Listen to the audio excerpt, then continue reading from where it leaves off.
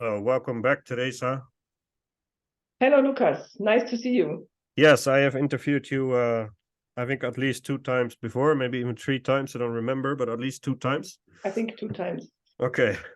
Well, it's never with you. It can never be enough. So I wanted to talk about something really interesting today. But first, I wanted to repeat that in our last video, so I'll put a link to that in the description on YouTube. In our last video, one of the topics we talked about were that you are teaching women how to lead in a lesson in Munich.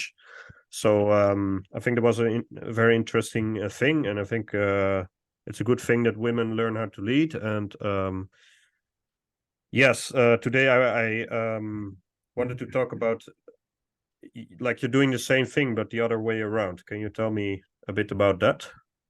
Actually, my leading women is not just a lesson; it's a practica which exists since 2016. It was interrupted for 2 years during the pandemic, but it's a group which some people are in this group from the beginning, and other people are coming new, and other are leaving. But it's a fixed day of the week. Almost every Wednesday, I teach those women half an hour, and then we have practica. So it's another thing than one workshop or so.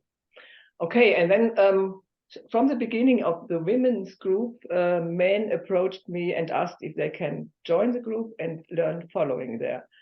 And I didn't think it was a good idea, because when a woman who just starts leading practices with a man who just starts following, then it's like two beginners, and they cannot have benefit of knowing just one role and then practicing the other role. And this, for me, this is a good setting to learn to know one role quite well and practice the other role with persons who also know their role.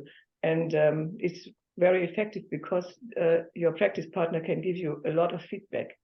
Both know, in the women's case, both know how following should feel, or how the elite should feel, that they are comfortable with it and can do it well, and then they can give themselves mutually feedback, and they immediately understand the feedback because they know the situations. So I didn't accept men for the practica, but more and more I had the idea to start with a men's group, practicing among themselves the following role, and that they have to be leaders with some experience, and so they can practice with each other in the same setting as the women do among themselves. And now I had this idea for years, but I didn't feel ready for a long time. But then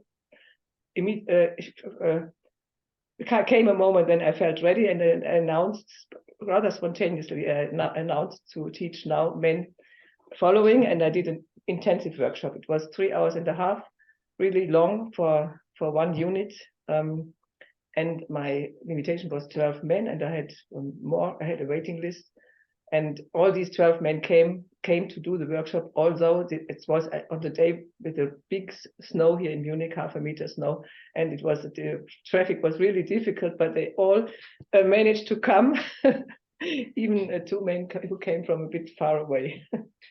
So yes, my idea, particularly for men, was, or my secret idea was, that they, by learning the following role, that they would improve also their leading. But there are many things a leader, they really do effort to lead well, but sometimes, or very often, they do too much. And if they don't know how this can feel as a follower, they don't get a correction, or they if somebody tells them, they cannot really feel what it means. Just one example: when they, for example, they lead an ocho forward, they invite to an ocho forward by turning their upper body, but when they at the same time press with the hand, or with the right hand or with the left hand both, then this can be a contradictory signal. In the best case, it's too much force. The follower doesn't need so much force to be led a well-led ocho. And in the worst case, it's a signal that contradicts to the signal of the body. Confusion. This is just an example that I'm very often frustrated when I follow in the milonga, when the left hand of the man comes closer and closer and closer, and in the movement I'm actually doing is it's destroyed by this hand, or it's at least it's affected by this hand that approaches me. So just this is one example. And in general, I would say men use much more force than they need. And I explored it a lot, this topic, how much force or how to use your corporal force to lead in the women's setting, because we are working on leading almost effortless. And there are very few situations where you need a little bit, maybe muscular force. What you need is muscular tone, of course, but not actions with force, neither with the arms or nor with the body. Yes. Okay. Yeah, this was this one example to the men feel when they practice the follower's role, what force, where force can be a disadvantage, force that the leader executes. Okay, and another thing is for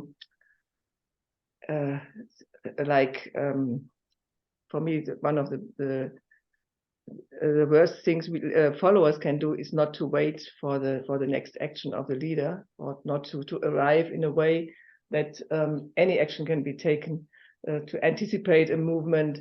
This is what is important for followers, and leaders know this from the other point of view. But when the leaders start to follow, then they do exactly this.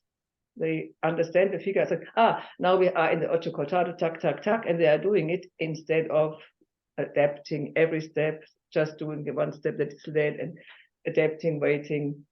So this is another example, and particularly in this men's group, they were very active. They were too active when they tried to follow, because they thought, and I know what to do because I lead it all the time. But the attitude of a good follower, this is what they really had to learn it.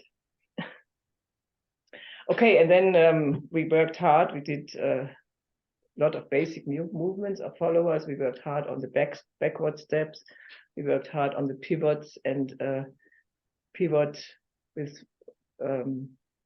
to which extent, how to read the leading of a pivot, not to pivot too much, not to do the next auto without being led it. All these things we worked.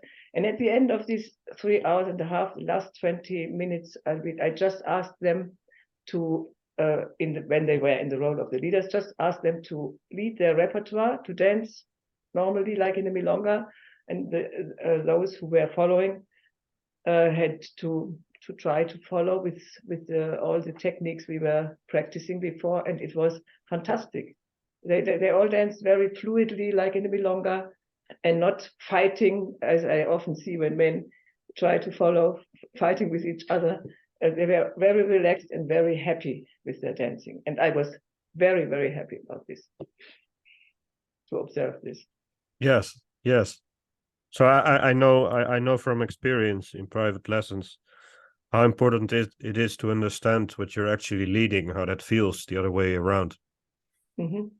Because otherwise you're like, you can keep leading the rest of your life without understanding like the slightest bit of how a follower feels. But once you know how a follower feels, or at least know it a bit, then you know that you're actually dancing together with someone and not just on your own, right? Exactly, and this is what is my secret plan was, to become better leaders when they at least to some extent they study seriously the follower's role, and not just say, I try to follow in Wantanda or so. No, it's a bit studying seriously, but I know now, I got a lot of feedback of the men, and some of them say, I don't want to practice really the follower's role in Belong or so. I just wanted to have this look from the other role and to know a little bit more about the techniques. And other of these men, they want to practice more because they really want to be able to follow in a milonga setting. So and now it's the question: will this group continue? I'm not sure if how many of them really are seriously interested to work more. And now I have two dates. I fixed 2 dates for practicas. One practica I already did 1 week after the class, and now we have 1 practica per month. The first 2 dates are I have already invited them, and I will look how it continues. And for me, the ideal thing would be when these men just have some basics in following, to mix my 2 groups, the women and the men group. But now in this moment, the men say they don't want to mix up with the women, and the women say the same. They want to stay for the moment, at least, with their groups. So it's a project. I don't know how it will continue, but in some way it will continue. Okay. The women, and anyway, they continue. They are really they are working very well. It's a very nice atmosphere in this group. So are the women generally more ambitious, or? No, these women some of them are leading since long time, and some are ambitious, and sometimes there are women who come for, say, 3-4 times, and they say, oh no, I don't want to do all this effort to really learn following seriously. Others they come just to have a look how it is, and then they get very interested by doing it. So we have some fluctuation, but we have also in German we say harter Kern, hardcore, or in this group of women who are coming since 7 years to practice following every week. Well, anything that's valuable takes time investing, and you cannot just expect something like this to be great after a few weeks. Like it needs consistent input, and the men need to come and able to have this input, right? Both is useful when you just have only from 1 or 2 intensive classes. You have you get the feeling, and you know what a pivot needs to be made well from the side of the leader, or from the side of the leader. You know how it feels when the follower doesn't go backward properly, but is drawing, or when just to have felt this a little bit and studied a little bit this interaction between the roles. This already is useful, and then it's maybe useful only for the role you are dancing anyway. And some of these persons will really are interested to become good leaders, good followers, and dance then any role in milongas or events.